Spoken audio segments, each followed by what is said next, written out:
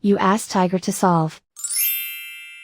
This deals with linear equations with one unknown. The final result is y equals 12. Let's solve it step by step. Swap sides. Group all constants on the right side of the equation. Add 3 to both sides. Simplify the arithmetic.